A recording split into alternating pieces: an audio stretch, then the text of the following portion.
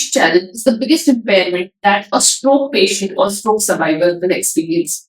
It not only impacts self-confidence, but impacts quality of life, not only for the patient, but caregivers as well.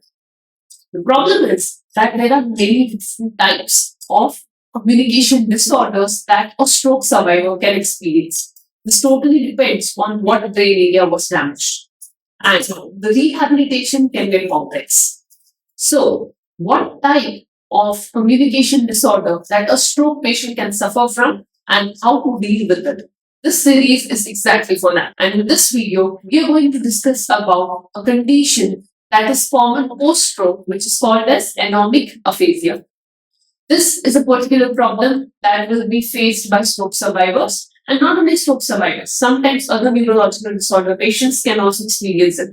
This disorders could be a brain tumor, Alzheimer's disease, Parkinson's disease, etc. So what is this anomic aphasia? What are the symptoms of it? What will be the common challenges that a patient with anomic aphasia will experience and how to deal with it? We're going to discuss all of them in this video. So make sure to watch this video till the end if you are a caregiver or a stroke survivor. Let's get started. Friends, aphasia means difficulty in communication. There are different types of aphasia, and one of such aphasia is anomic aphasia. This type of aphasia is characteristically defined or is considered as a condition or it's a problem in which a patient finds difficulty in choosing or finding the right words. A person with anomic aphasia will usually have a preserved language ability, which means whenever you will try to speak to them, they will be able to understand what you are trying to speak to them. They will not have problem in comprehension, but the problem will be in choosing or finding the right words and communicating. These patients have preserved language abilities, but they will struggle in retrieving right words. For example, if they have to define an apple, they won't be able to immediately arrive at the word apple, but they will say something that's red, you eat, they'll make different gestures just to explain that particular word. If you talk about key symptoms of anomic aphasia, these will be the following. Number one, difficulty in finding the right word. To explain a word, they will specifically struggle in retrieving words in terms of noun, verbs, pronouns, etc. Fluency, even though will be intact, but these sentences will be more descriptive than to the point answers. They'll be able to understand what you are questioning them, but when it comes to the answers will be inappropriate. Repetition will be preserved, but let's say if you show a picture, but you ask the person to describe that picture, they might find it difficult to describe it. And most commonly, they will do a lot of indirect speaking, which means talking different sentences to explain that word. They will use different gestures, different sentences just to describe that one word. This type of problem arises when a person suffers from stroke, where the damage is in left hemisphere of the brain. Along with that, if a person suffers from a traumatic brain injury that affects the left hemisphere of the brain, if the patient has a tumor in the brain that's located in the left hemisphere of the brain, if a person is going through some degenerative brain disease, or a person goes through a brain surgery that affects the language area of the brain, then the person can experience anomic aphasia.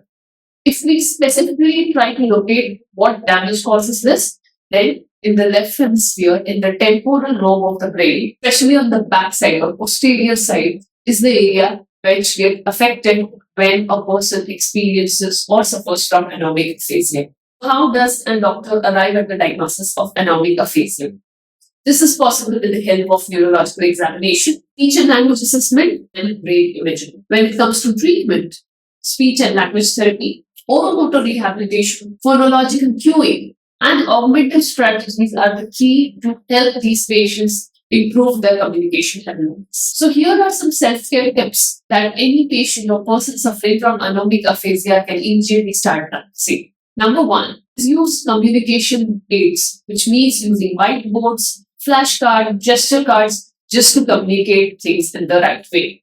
Practicing word retrieval training is also a very important aspect.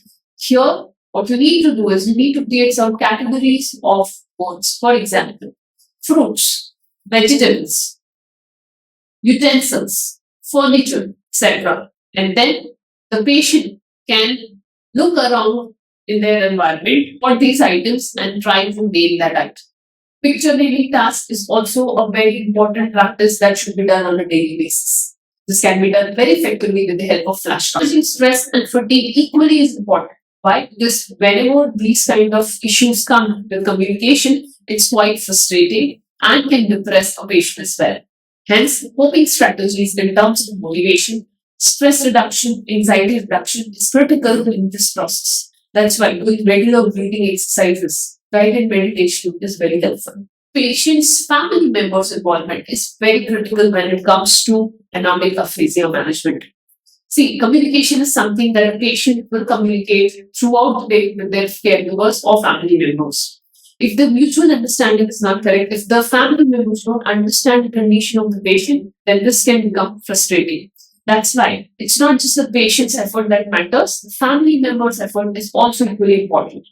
Hence, it's important that whenever you have someone in your family who is suffering from anomic aphasia, learn about this condition, try to understand what is this issue, learn and understand the strategies, and try to get involved in this entire therapy process. Last but not the least, staying social and positive is very important. The more better social interaction happens with close family members, with nearby friends, neighbors, the more better it is for patients' outcome. So, to improve communication, practicing communication is the key. And helps you rehabilitate, create strategic oromotor facial rehabilitation programs that combines physiotherapy and speech therapy together to encourage communication abilities. Here, the exercises are not only limited to speech impairment, but improving facial muscle tone as well, improving facial expression practices as well, which eventually improves overall expression and communication abilities. So if you are someone who is suffering from anomic aphasia, or if in your family someone is suffering from anomic aphasia, feel free to reach out to us so that we can guide you further. On that note, I'll end this video here and I'll see you in another video.